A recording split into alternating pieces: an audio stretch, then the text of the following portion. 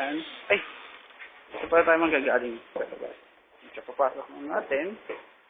Tapos ito yung tambakan. Ay! Hindi. Magiging office pa ito pagtapos. Dito nakatambak ang mga TV. Ngayon. 36, 32, 28, 19, etc. Tapos, dito kami nagluluto. Tapos, itong mataba na to si Jeremy. Kasama ko matulog. Dito. Diyan siya tutulog. Diyan sa, yan. Ito, pa.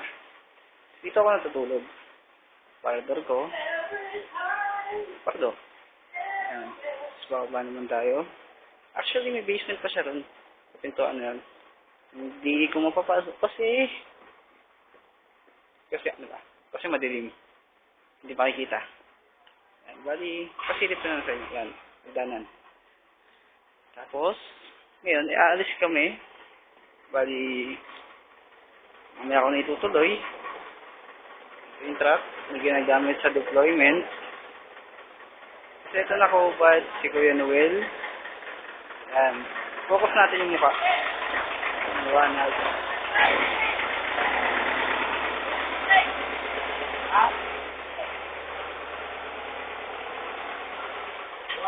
Tapos yun, Kuya Ricky yun. Naka-security na yun. Tapos, ito kami naglalaba. Okay.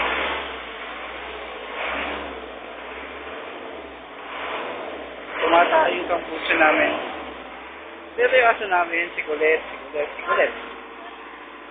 Kung kami naglalaro ng basketball, yan. Medyo focus pa natin ang konti kasi alam ko hindi nyo nakikita.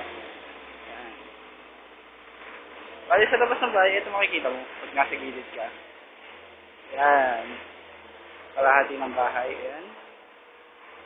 Tapos dito. Tapos yun. Yan.